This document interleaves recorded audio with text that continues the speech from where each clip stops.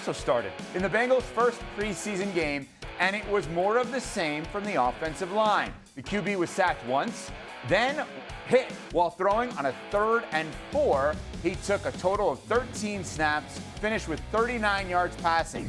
Since Joe Burrow's debut in 2020, the Bengals rank last in pass block win rate. Almost half of Cincinnati's plays with Burrow under center, a lineman is getting beat within 2.5 seconds.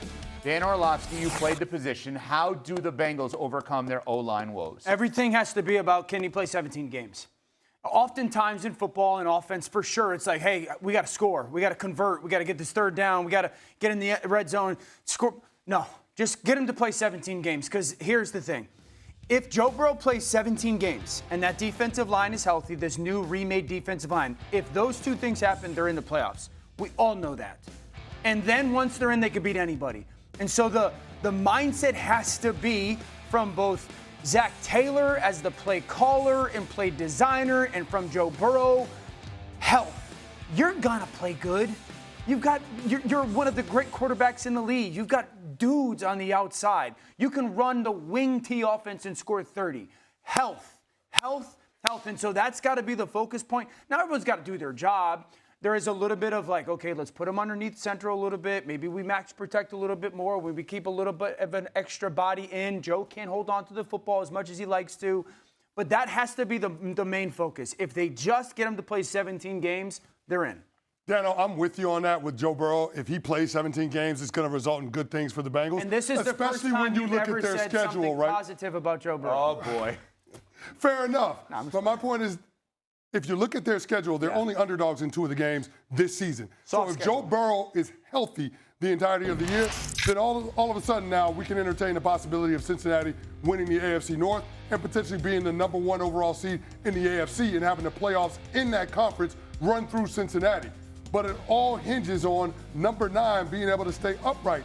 And here's the thing, we get into a lot of nuance when it comes to schemes, play design, sequencing of plays. That's all well and good. But ultimately it comes down to, can your guys up front win their one-on-ones? Last night, Orlando Brown Jr. got no business losing to rookie Eric O'Neal in a situation where it's drop back pass out of shotgun. You can't lose that matchup. Sure. We're paying you what we pay you to be able to handle a rookie edge rusher. And there's too much of that across the board when it comes to the Cincinnati Bengals offensive line over the last half decade. And that's why we're talking about over the last 3 seasons, 2 of those years, Joe Burrow missing over a month of the season. Yeah, here's the biggest thing that everybody's not wanting to say: health is wealth, right? For Joe Burrow to be healthy, things are going to be better.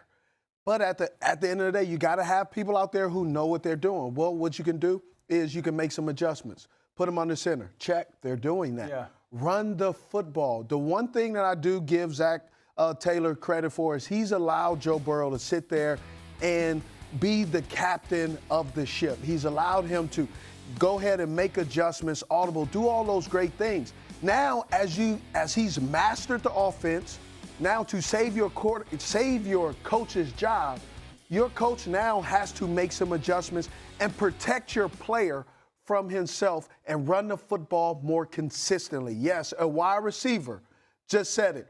Run the football more. Let me go ahead. I want to come back to you one thing. The stat we presented was since 2020. Sure. Which means there's been a bunch of different offensive linemen in there.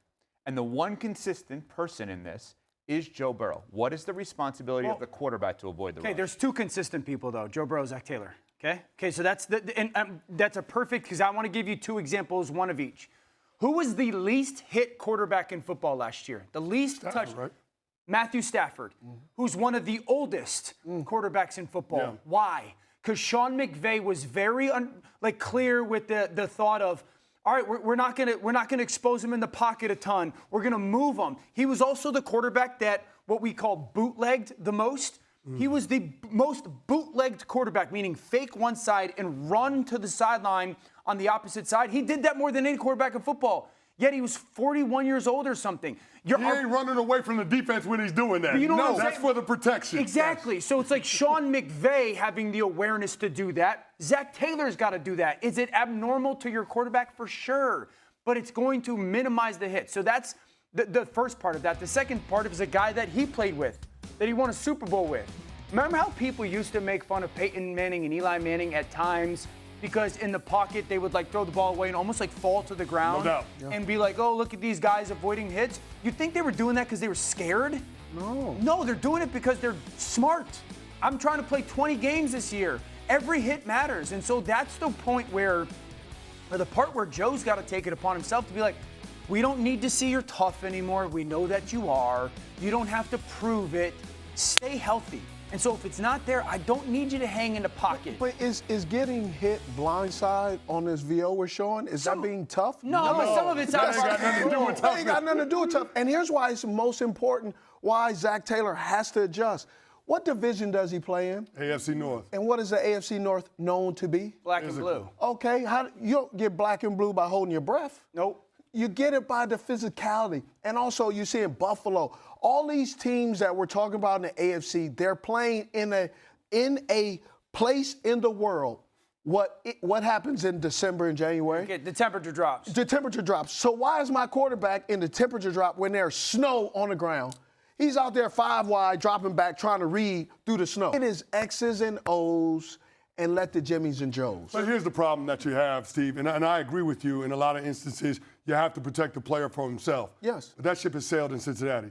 Protecting Joe Burrow from himself goes back to a couple of off seasons ago when you had the opportunity to make a tough decision and let one of those wide receivers walk. But you decided that you were going to invest $70 million a year in wide receivers. Do you know where Cincinnati is when it comes to spending on the offensive line? They're not there. 24th. Yeah. They're bottom third of the league. But what do you think you're going to get when you have the bottom third of the league spending on your offensive line? Here's what you Bill get. Parcells said it all the time. There are only so many big people in the world, and you got to have your share of them when it comes to this game.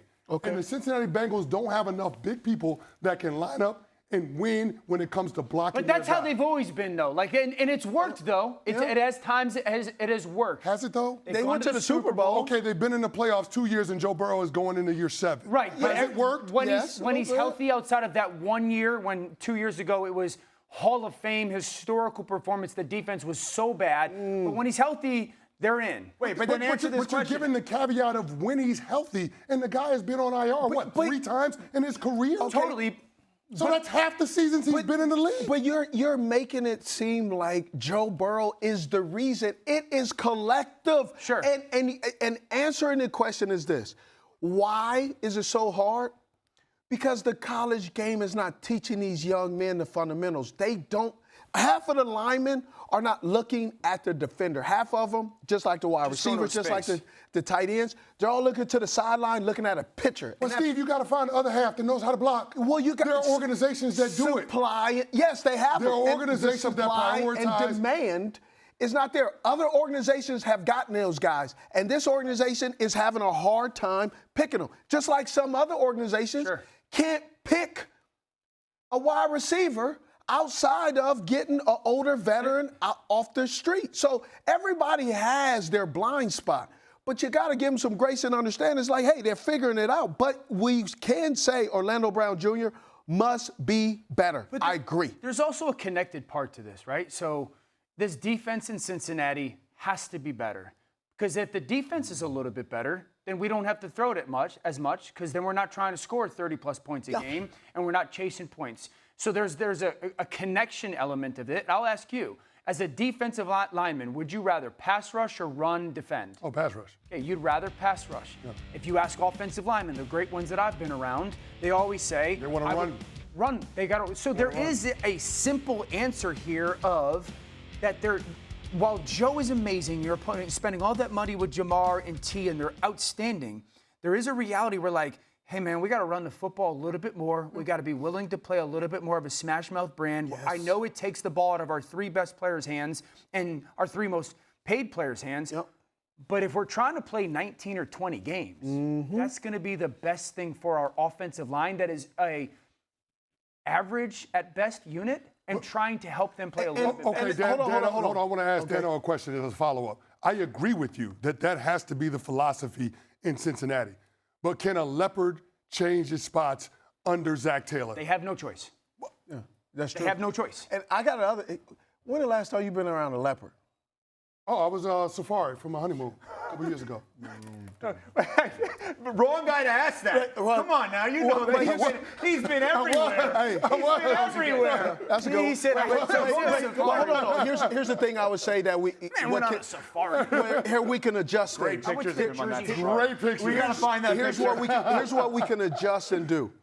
We need to be able to sit here at some point during the season and say, man, that is a great job by the Cincinnati Bengals running their 4-minute offense. Correct. Have we ever seen the Cincinnati Bengals run a 4-minute offense? No, we've seen them run 2-minute, but 4-minute is put the dagger in a team. Here come 8 runs. Yes. But we're having the same conversation that we've had over and over again about the Bengals. We harp on that 2021 Super Bowl against the Rams. So the partnership, not if Burrow's great, has the partnership between Burrow and the Bengals worked over the last 7 years? I don't know the answer to that.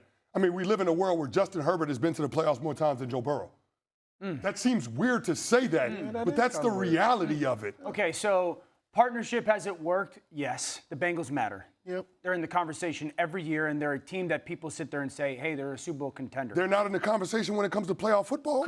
But there's a truth to them not being in the playoffs the last 3 seasons, and great quarterbacks in this league just don't go 4 years and not get. I think it happened to Breeze like in the mid-2000s once, or maybe, and that was a defensive thing.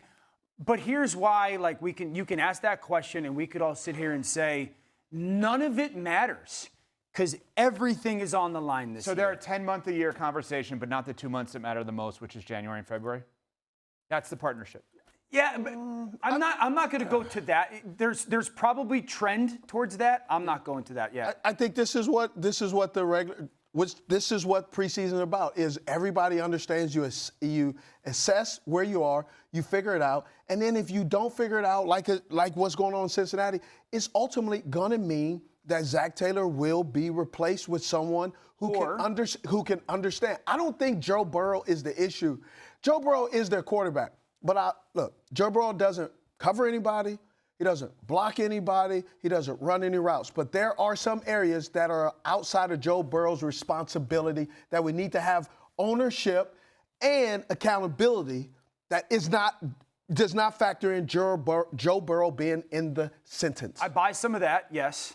But if he goes through this season, he gets beat up again, and they don't get into the playoffs, and they score 30 a game, and the defense gives up 33 again, is any human being on planet Earth going to be surprised if in January Adam Schefter reports that Joe Burrow would like out of Cincinnati? No.